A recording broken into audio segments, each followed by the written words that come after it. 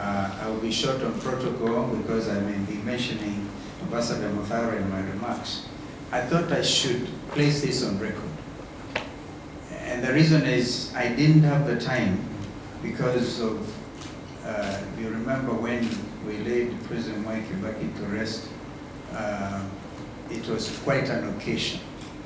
And I didn't have the opportunity to say one or two things. Ambassador Muthara eloquently actually represented all of us then. Therefore, if you allow me, I want to read my short remarks. April 22nd is a date embedded in my mind and thoughts since the death of our beloved third President of the Republic of Kenya, His Excellency Mwai Emilio Kibaki.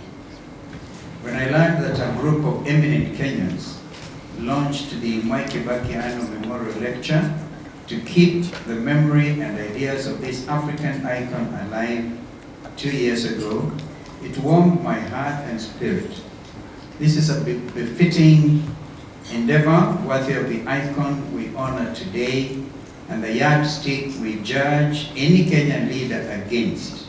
Such was his measure. I first met President Mwai Kibaki when I was elected to Parliament in 1985. Oh my goodness, it's actually been 40 years since. On the 10th of this month, I marked my 40th anniversary as a leader, having been elected to Parliament then. I met him when I was elected as a young member of Kitui North constituency following a by-election. I was young, and he was a Vice President of the Republic of Kenya, as well as Minister for Home Affairs. I was a greenhorn, and Kibaki had been feted not just nationally, but internationally, as a finance minister who steered the economy with sound fiscal discipline for over 13 years during the First Republic. Internationally respected Time magazine, as has been mentioned, had in 1974 named Kibaki in the top 100 people in the world with the potential to lead. The Time editors had foresight and believed in Kibaki, perhaps even more than Kenyans themselves. 28 years after that heralded article, Mwai Kibaki took the oath of office as the President of the Republic of Kenya. As a Deputy Speaker of our National Assembly, I witnessed firsthand his oratory masterclass. He was an orator, a script writer, not like Malala perhaps, but very close to that. The August floor was his stage, and always so that. When the National Rainbow Coalition won the historic 27 December 2002 general election, President Kibaki appointed me as his first Minister for Foreign Affairs, and then our relationship became more personal. It is that forge of trust and faith, I believe, that allowed President Kibaki to reach out to my party, ODM Kenya as it then was, to save and rescue our nation's state following the post-election 2007 violence. Together, we formed what was the first coalition and first negotiated position in the name of the office of the Vice President. I then had the honor and privilege to be sworn in as the 10th Vice President of our country on the 9th of January 2008. President Kibaki made everyone feel at home. He would get our nation laughing. Don't you all remember? Even though us faced difficult moments, he would actually say to enjoy. And when things became a little tougher, as an elder statesman, he would call you harsher things. And one time he famously said that because of the Mlolongo system of voting that time, and he had been rigged out of his entire constituency, he actually said that even rigging required some intelligence. Oh, yeah. That was Kibaki. President Kibaki would even other times say very hard things, and you got away with it. President Kibaki listened and empowered his lieutenants. He was not a micromanager. He reduced taxation across the board and did away with unnecessary and prohibitive laws. President Kibaki's leadership led to the unprecedented 7% growth of the economy, as you've heard, from 0.6%. Our infrastructural growth was self-evident, as was a commitment to economic recovery strategy and vision 2030, as you've just heard from men who work very closely with him in that regard.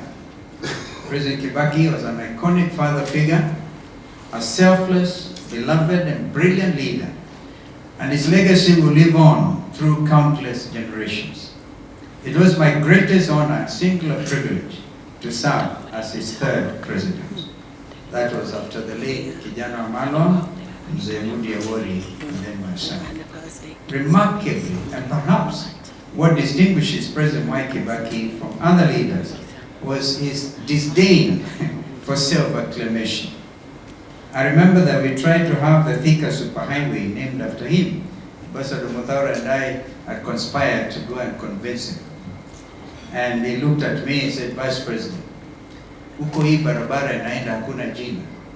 That was the end of that attempt to have Thika superhighway named after President Kibaki. That was him. Do you remember that? He's the first person to say, you will not have a national currency having anybody's head printed on it. And he lived to actually see that happen. One of his least eroded qualities was his ability to restore our constitutional vision, and we have heard from Professor Kivutha Kibana, who was his advisor in that space, come out very clearly in the steps that were undertaken. Less than 5 years from the costly defeat by the people of the Wako constitutional draft at the November 2005 referendum, President Kibaki promulgated the 2010 Constitution of Kenya on the 27th August 2010. Actually, after that referendum, I found myself missing from the newly constituted cabinet. I was not the only one. Raila Odinga was also missing. That was Kibaki, and he never followed you up with nasty utterances. Kenya, as President Kibaki, to greatly thank, and we owe him a debt of gratitude, because our constitution is heralded as one of the most progressive constitutions in Africa, if not the world. It is this constitution that now more than ever holds the fabric of our nation together at these grave and perilous times. Allow me to, for example, because if Kibaki was here, he wouldn't himself shy away from dealing with this matter. Yesterday, Kenya and the world witnessed the most unfortunate assault on democracy, when security agents, acting on orders from above, lobbed tear gas at young students of Butere Girls High School and members of the press at the National Drama Festival in Nakuru. It is an act of criminality against basic values of common decency.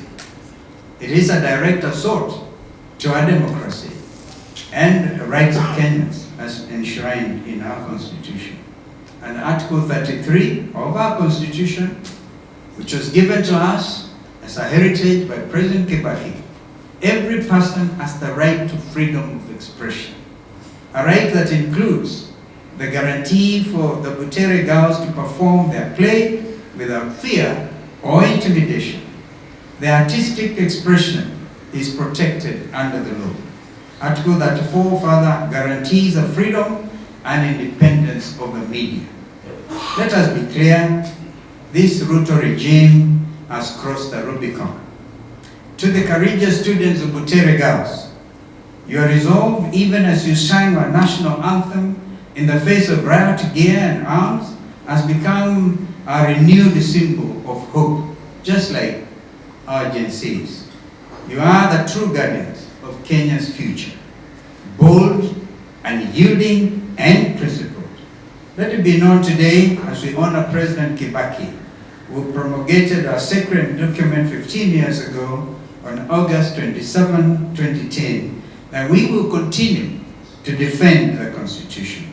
We will protect all Kenyans' freedoms and rights, and we will not be silenced, not today, not now, not ever.